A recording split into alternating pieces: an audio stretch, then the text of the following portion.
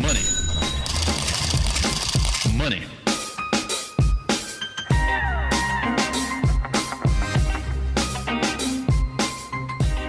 I wanted to chat a little bit about low appraisals and possible solution for that. If you're in the market looking for real estate properties right now, there is a potential or a small chance that you might have an appraisal value issue. So understanding maybe a solution that might be available for you instead of that transaction falling apart altogether. In today's market, with the rapid appreciation, it's sometimes challenging for the appraiser to support the purchase price or value of your home. Today, I'd like to provide a possible solution.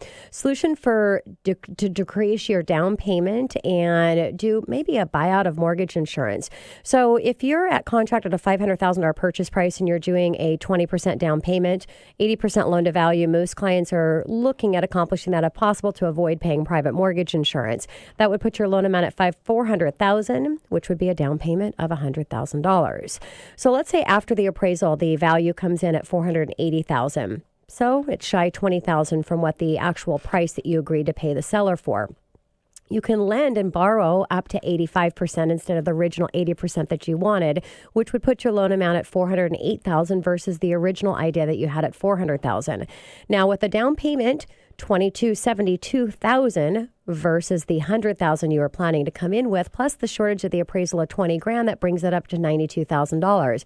Now, you would have a buyout of mortgage insurance. A lot of consumers don't know that this option's available. They think they have to pay private mortgage insurance by a monthly PMI. You don't have to actually do that. You can do a buyout. In this example, I'm estimating the buyout at $3,100. So now that brings your cash to closing to $95,100. It's actually $4,900 less than you originally were planning at the 20% down of $100,000.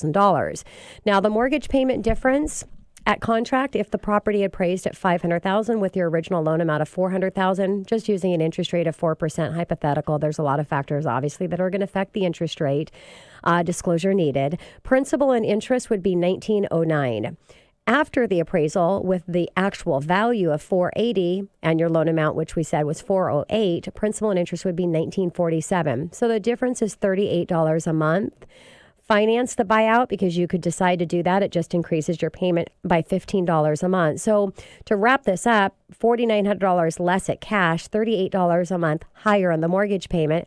It's a really great solution. And that's really what things are all about, is finding there's almost always a solution to every problem and challenge out there. It's just understanding that there's options and working with a professional that can help you navigate through the process. And that's really what my show is all about. It's bringing in experts in every area regarding financing. I'm your expert when it comes to mortgages, but that's what I do. So I want to bring you a group of people in every area so that you can make sure that you're looking at all the options and you always have solutions. Now, going back to the low appraisal, the options that are available if you're not getting creative with the financing is the seller can reduce the price by $20,000 because that's what the appraisal came in low. That is not going to happen in this market. The second option is you, as the buyer, keeps the agreed price and comes in with the additional $16,000 at closing. You can do that, but a lot of people don't have the additional cash or don't want to have to liquidate the additional cash. Buyer U puts a lower down payment to 15%, which we just talked about, which seems like a really great option. The only other option that you have is you walk away from the transaction. But so there's a solution for you. Now, tips for an agent to help with avoiding low appraisals. And I brought this into Money Chat, just talked about this. I actually had an expert in, industry leader in the appraisal arena, to talk about this and kind of help the appraiser through the process, is to be prepared to share all the data that you have with the appraiser. So your real estate professional is putting a lot of data together to show you as a buyer what the property is valued at, and to prepare moving forward. The listing agent that represents the seller is gathering all that data as well to help the seller determine where to list their price at what price. So that data is already there. Provide it to the appraiser. Be prepared with CO detectors and things that you have to do so that you're not making the job easier for the appraiser. The appraiser's not having to go back out to the property. Accurate information on the MLS for the listing is really important for the appraiser as well.